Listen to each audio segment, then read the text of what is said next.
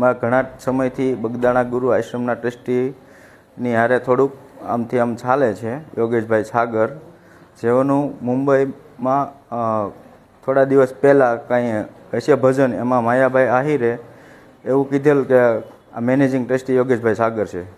તો અત્યારે હાલમાં કોઈ બગદાણા ગુરુ આશ્રમની અંદર મેનેજિંગ ટ્રસ્ટી નથી. તો મેં આતાને વાત કરી કે આતા આ રીતનું છે કે બગદાણા મેનેજિંગ ટ્રસ્ટી કોઈ છે નહીં.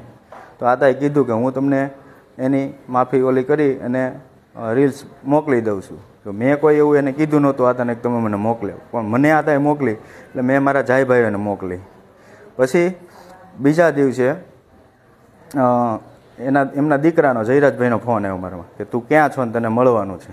તો મેં કીધું હું બગદાણા છું, આશ્રમે છું. એનું બધું મને બોલાવ્યો, વાતચીત કરી, તો એવું કાંઈ હતું નહીં. પછી આ લોકો રાતે આવ્યા છે ને મારું ટ્રેક્ટર ઊભું રાખ્યું. ટ્રેક્ટર ઊભું રાખી અને ટ્રેક્ટરમાંથી છાવી કાઢી ગયા. મારા છોકરાનો ફોન આવ્યો કે પપ્પા કોઈ આપણા ટ્રેક્ટરમાંથી છાવી કાઢીને ટ્રેક્ટર ઊભું રાખીને અહીંથી વયા ગયા છે.